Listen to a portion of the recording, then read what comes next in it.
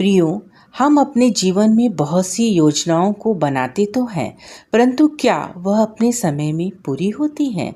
यदि नहीं, तो हमें अपनी योजनाओं को प्रभु के हाथ में सौंपना चाहिए, क्योंकि योजना का सफल होना परमेश्वर के हाथ में है।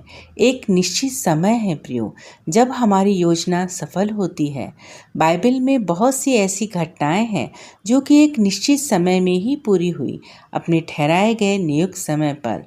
यूहन्ना रचित सुसमाचार उसका 5वां अध्याय का 4था पद में लिखा है, क्योंकि नियुक्त समय पर परमेश्वर के स्वर्गदूत कुंड में उतरकर पानी को हिलाया करते थे, और जो कोई पहले उतरता था वह चंगा हो जाता था, चाहे कोई भी बीमारी हो। वचन कहता है, ठहराए हुए समय में कार्य पूरा होता था।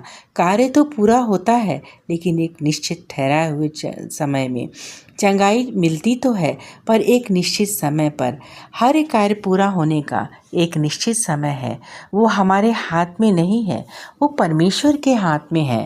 पहला पत्रस 5:6 में इस प्रकार लिखा है, यदि तुम परमेश्वर के बलवंत हाथ के नीचे दीनता से रहो, जिससे वह तुम्हें उचित समय पर बढ़ाए।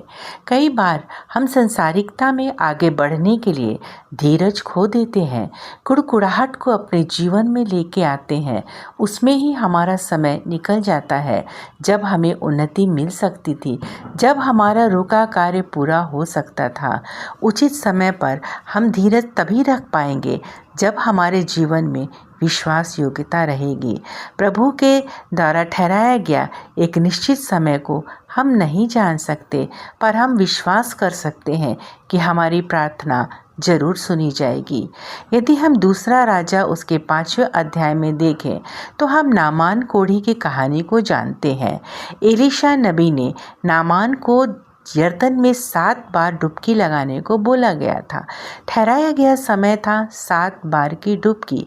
6 बार तक तो कुछ नहीं हुआ।